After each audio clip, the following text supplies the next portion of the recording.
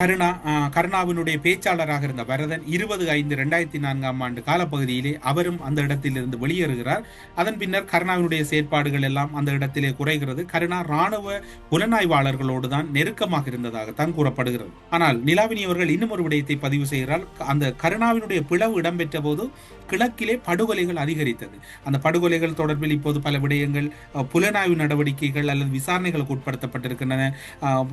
ரவீந்திரநாத்துடைய கடத்தலாக இருக்கலாம், மூத்த பத்திரிகையாளர் ஜி நடேசனுடைய படுகொலையாக இருக்கலாம், விரிவுரையாளர் தம்பையாவுடைய படுகொலை.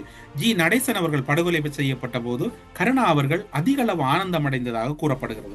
அன்றைய கால பகுதியிலே கிழக்கில் இருந்த இன்றும் அந்த நிலை அன்றைய கால பகுதியிலே வசித்த பலர் மறந்திருக்க மாட்டார்கள். திராக்குரல், வீரகேசரி, சுடரொளி, சண்டே லீடர், சண்டே டைம்ஸ் போன்ற பத்திரிகைகள் எல்லாம் கிழக்கு மாகாணத்தில் மட்டக்களப்பு அம்பாறை மாவட்டத்துக்கு விநியோகம் தடைப்பட்டது. கிழக்கு பல்கலைக்கழகத்துக்கு முன்னால் கட்டுக்கட்டாக ஞாயிறு தின பத்திரிகைகள் பல கொளுத்தப்பட்டன. இந்த பத்திரிகைகளுக்கு கூட கருணாவின் பிளவின் பின்னர் பெரும் தடைகள் ஏற்பட்டிருந்தது. இதனை யாரும் மறந்திருக்க மாட்டார்கள். இன்று இருக்கக்கூடிய இளையவர்களுக்கு தெரியாமல் இருக்கலாம். கருணாவினுடைய தொடர்பு முற்றுமுழுதாக அறுக்கப்படுகிறது. மனைவி வந்த பின்னர் கருணா புலனாய்வாளர்களோடு இணைந்து செயற்பட முயற்சி செய்கிறார்.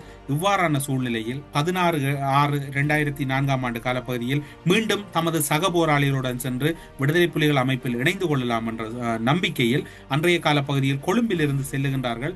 4 பெண் போராளிகள் நிலாவினியினுடைய தலைமையிலே செல்லுகிறார்கள். அதன் பின்னர் அவர்கள் வன்னிக்கு சென்றார்கள். இந்த வன்னி சென்ற காலப்பகுதியிலே ஒரு முக்கியமான சம்பவம் இடம்பெறுகின்றது. தமிழீழ விடுதலை புலிகள் அமைப்பின் மகளிர் அரசியல் துறை பொறுப்பாளராக தமிழினி அவர்கள் நிலாவினியினுடைய வரவு தொடர்பிலும் கருணாவினுடைய செயற்பாடு தொடர்பிலும் ஒரு கருத்தை பதிவு செய்கிறார். கருணா ஒரு தளபதியாக இருக்கும் பொழுது அவர் இந்த குற்றச்சாட்டுக்குள்ளாக இல்லை. கருணா இன்றைக்கு ஒரு துரோகி கருணாவுடைய ஒழுக்க பண்புகளை பற்றி நாங்கள் கதைக்கிறோம். நான் விடுதலை புலிகள் இயக்கத்தினுடைய நிலப்பாடத்தை நான் சொல்லிக் கொண்டிருக்கேன்.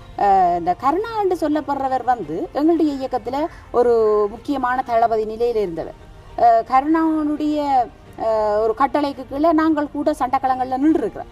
அந்த நேரத்தில் கருணா உண்மையில் ஒரு விடுதலை புலி தளபதிக்குரிய பண்புகளோடு தான் நடந்து கொண்டார்.